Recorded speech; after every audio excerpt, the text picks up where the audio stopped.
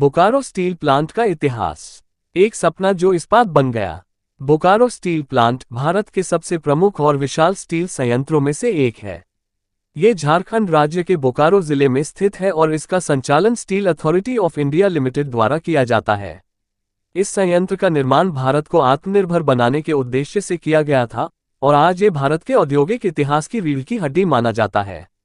शुरुआत और आवश्यकता। 1950 और 60 के दशक का भारत। स्वतंत्रता के बाद भारत के सामने सबसे बड़ी चुनौती थी आर्थिक और औद्योगिक विकास।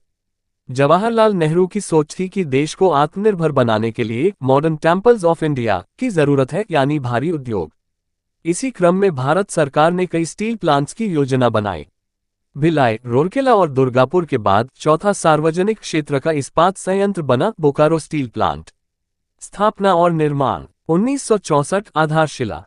बोकारो स्टील प्लांट की आधारशिला 1964 में भारत के तत्कालीन प्रधानमंत्री श्री लाल बहादुर शास्त्री ने रखी। ये भारत और सोवियत संघ यूएसएसआर के सहयोग से बन रहा था। यूएसएसआर ने तकनीकी विशेषज्ञता, इंजीनियरिंग सहयोग और उपकरणों के माध्यम से भारत की मदद की। 1965 निर्माण कार्य शुरू। बोकारो के उबड़-खाबड़ इलाके में विशाल प्लांट के निर्माण की शुरुआत हुई। हजारों श्रमिक, इंजीनियर और तकनीकी विशेषज्ञों ने इस प्रोजेक्ट पर दिन रात मेहनत की। 1972 उत्पादन की शुरुआत। करीब 7 वर्षों की मेहनत के बाद 1972 में संयंत्र से इस्पात का पहला उत्पादन हुआ। प्रारंभिक क्षमता थी 1.7 मिलियन टन कच्चे इस्पात क्रूड स्टील की। यह संयंत्र देश की बुनियादी ढांचे की जरूरतों को पूरा करने में एक बड़ी छलांग थी।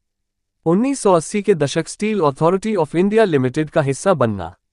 Steel authority of India limited की स्थापना 1973 में हुई थी, पर बोकारो स्टील प्लांट 1980 के दशक में इसका पूर्ण अंग बना। इसके बाद संयंत्र को बेहतर प्रबंधन, निवेश और तकनीकी सुधारों का लाभ मिला। 1990-2000 आधुनिकीकरण और चुनौतियां। भारत में आर्थिक उदारीकरण के बाद निजी कंपनियां भी इस्पात उत्पादन में आईं। इस प्रतिस्पर्धा के युग में सेल और बोकारो को अपनी कार्यप्रणाली में बदलाव लाना पड़ा।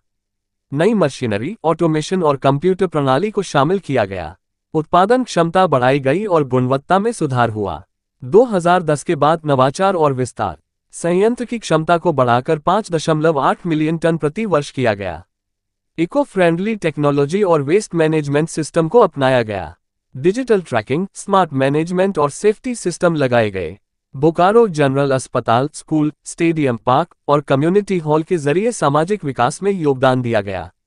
कोविड-19 काल में योगदान। 2020-2021 कोविड महामारी के दौरान बोकारो स्टील प्लांट ने ऑक्सीजन उत्पादन में बढ़ोतरी कर देश भर के अस्पतालों को मदद पहुंचाई। ये संयंत्र न केवल इस्पात बल्कि जीवन देने वाला स्रोत बन गया।